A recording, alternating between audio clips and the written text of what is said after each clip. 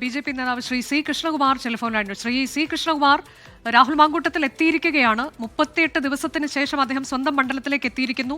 BJP ഇത് എങ്ങനെയാണ് ഇതിനെ നോക്കിക്കാണുന്നത്? പ്രതിഷേധം ഉണ്ടാകുമോ? പ്രതിഷേധിക്കുമോ? ഞങ്ങള് നേരത്തെ ഞങ്ങൾ പ്രഖ്യാപിച്ചിരുന്നല്ലോ, രാഹുൽ ഔദ്യോഗിക പരിപാടികളിൽ പങ്കെടുക്കുന്ന സമയത്ത് ശക്തമായിട്ടുള്ള പ്രതിഷേധം ഞങ്ങളുടെ ഭാഗത്തുനിന്നുണ്ടാവും.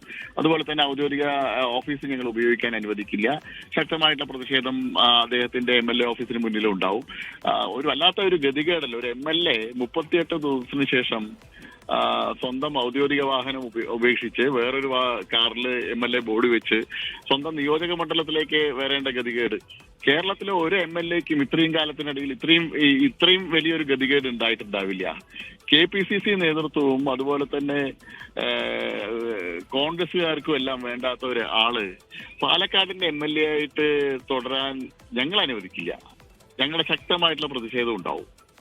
ആ നിലപാടിൽ യാതൊരു മാറ്റവും ഇല്ല. അതെ, പക്ഷെ അദ്ദേഹത്തിന്റെ ഒരു പക്ഷേ വ്യക്തിപരമായ അടുപ്പമുള്ളത് കൊണ്ടാകാം ഒരു കോൺഗ്രസ് മുതിർന്ന നേതാവിന്റെ വസതിയിലേക്കാണ് പോയിരിക്കുന്നത്. അതല്ലാതെ ഓഫീസിലേക്ക് പ്രവേശിക്കാൻ അനുവദിക്കില്ല, MLA എന്ന തരത്തിലേക്ക് അവിടെ ഔദ്യോഗികമായി കടന്നു വരാൻ BJP അനുവദിക്കില്ല. അതാണോ നിലപാട്?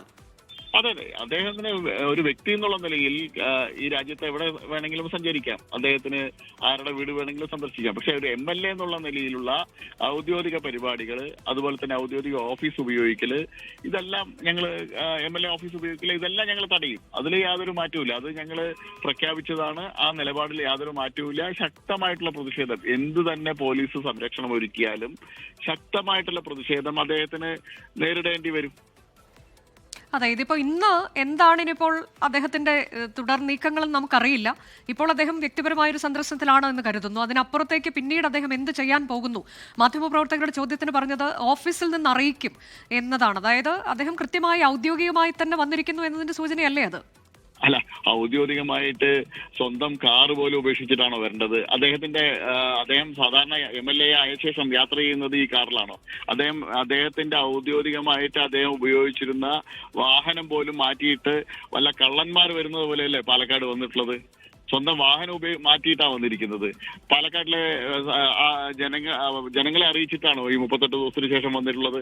വളരെ രഹസ്യമായിട്ട് അദ്ദേഹത്തോട് ഏറ്റവും അടുപ്പം പുലർത്തുന്ന 1-2 യൂത്ത് കോൺഗ്രസിന്റെ നേതാക്കന്മാരെ അറിയിച്ച് അവരുടെ അകമ്പടി കൂടിയിട്ടാണ് അദ്ദേഹം വന്നിട്ടുള്ളത്.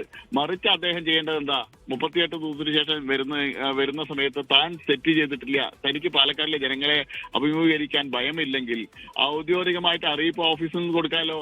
38 ദിവസത്തിന് ശേഷം പാലക്കാടിന്റെ MLA ഇതാ പാലക്കാട്ടിലേക്ക് വരുന്നു, ഇത്ര മണിക്ക് പാലക്കാട് എത്തും, ഇത്ര മണിക്ക് ജനങ്ങളെ കാണും എന്നുള്ളത് നേരത്തെ അറിയിക്കായിരുന്നല്ലോ. അദ്ദേഹത്തിന്റെ ഓഫീസ് പ്രവർത്തിക്കുന്നുണ്ടെങ്കിൽ കഴിഞ്ഞ 38 ദിവസമായിട്ട് അദ്ദേഹത്തിന്റെ MLA ഓഫീസ് തുറന്നിട്ട് പോലും ഇല്ല.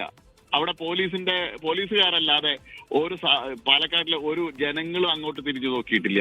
അദ്ദേഹത്തിന്റെ ഓഫീസ് സ്റ്റാഫ് അങ്ങോട്ട് വന്നിട്ടില്ല. ഇതാണ് സ്ഥിതി. ആ ഓഫീസിൽ നിന്നാണോ അറിയിപ്പുണ്ടാവും പറയുന്നത്? ശരി, അപ്പോൾ അദ്ദേഹം MLA സ്ഥാനത്തുനിന്ന് രാജിവെക്കണം എന്നുള്ള ആവശ്യത്തിൽ BJP ഉറച്ചു നിൽക്കുകയാണ്.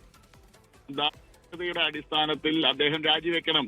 അദ്ദേഹം ഇതുവരെ നിഷേധിച്ചിട്ടുണ്ട്. വന്ന വോയിസ് ക്ലിപ്പിനെ സംബന്ധിച്ച്, വന്ന വാട്സാപ്പ് സന്ദേശങ്ങളെ കുറിച്ച് ഒന്നും ഇതുവരെ ഒരു നിഷേധക്കുറിപ്പ് ഇറക്കിയിട്ടില്ല. അത് തെറ്റായിട്ട് വ്യാജമായിട്ട് നിർമ്മിച്ചതാണെങ്കിൽ അതിനെതിരായിട്ടുള്ള നിയമ നടപടികൾ അദ്ദേഹം സ്വീകരിക്കണമായിരുന്നു. അത് സ്വീകരിച്ചിട്ടില്ല. അതിൽ നിന്ന് വ്യക്തമല്ലേ, അദ്ദേഹത്തിന് തന്നെ ബോധ്യമുണ്ട് അദ്ദേഹം തെറ്റുകാരനാണ്, അദ്ദേഹം തെറ്റ് ചെയ്തിട്ടുണ്ട് എന്നുള്ളത് അദ്ദേഹത്തിന് ഉത്തമ ബോധ്യമുണ്ട്. KPCCയുടെ നേതൃത്വത്തിനും ബോധ്യമുണ്ട്.